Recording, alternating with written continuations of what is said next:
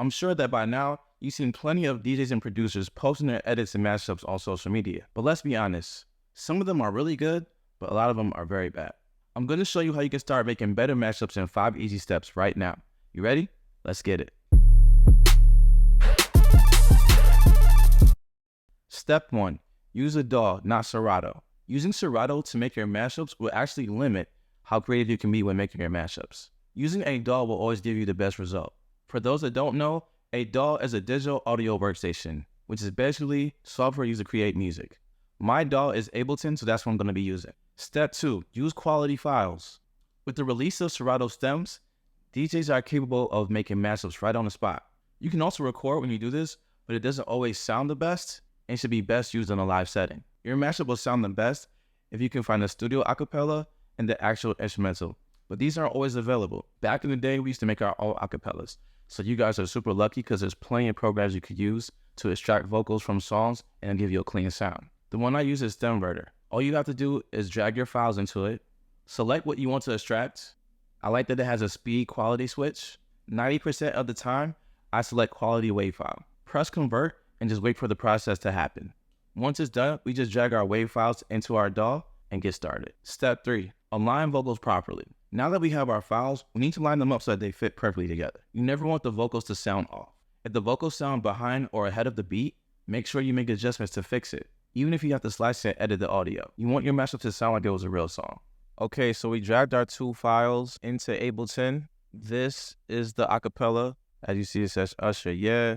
This is Say Yes by Flow Street, instrumental, all right, that we made from Stemverter. So these are now lined up. They're not correct though, so let's play it.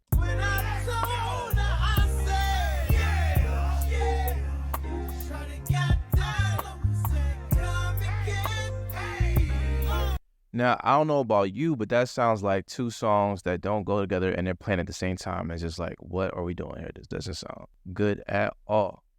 So now what I'm going to do is I'm going to bring it over to where it needs to be. She said, baby, let's go. When I told her, I said, yeah. Okay, right there, you heard it. It still doesn't sound great, but the vocals do sound like they're on the beat, right? So it at least sounds a little bit better than we did before. Step 4, make sure both songs are in the same key. Now, this might be the most important step. Just because you put a song over an instrumental does not automatically mean it's going to sound good, especially if the melodies are clashing. You want to make sure your songs are in the same key. There is no reason to put out mashups that are out of key. If you can't figure it out by ear, you can try mixed in key, or Serato can tell you what key a song is in. These songs aren't in the same key. There's a couple things you could do, but what we're going to do is take the instrumental and we're just going to go to the pitch and go up 2 semitones. Now let's play it.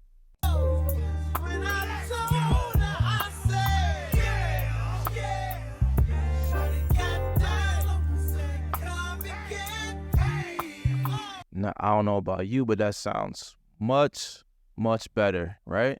Step 5, fix song structure. The last thing you need to do to take your mashup to the next level is make sure your song is structured properly. Make sure the verse of the acapella is aligned with the verse of the instrumental. And make sure the hook of the acapella matches the chorus of the instrumental. I promise this will help your mashup sound like a real song.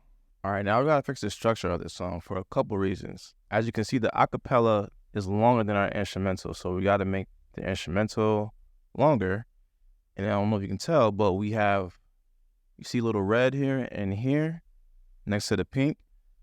I did that to tell me when the hook starts. So this is the chorus of the song, right? So now I want my hook to be on the same hook as the Usher hook. And this marker right here is letting me know where Ludacris verse starts. My outfit's ridiculous. As you can see, the beat is running out. So I don't know if I want him on, I feel like I really want his vocals to be on this right here, the verse part. So I'm just gonna right now start right here. And then we just copy that.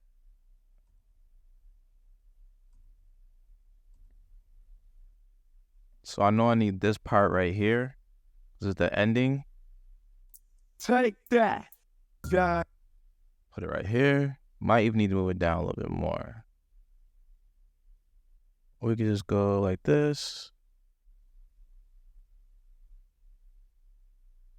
All right, so now our instrumental is long enough and it fades out where it's supposed to.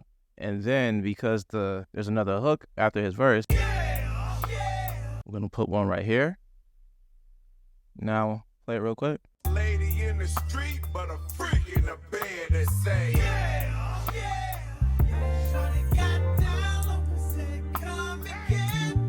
So what I want to do is make sure wherever the hook is in the acapella, the same hook from the instrumental will be playing at the same time. Sound like a real song that way. There may be some more additional editing that you may need to do. It could be adjusting the tracks' volumes with each other, a little bit of extra editing, putting pieces to make this just flow better.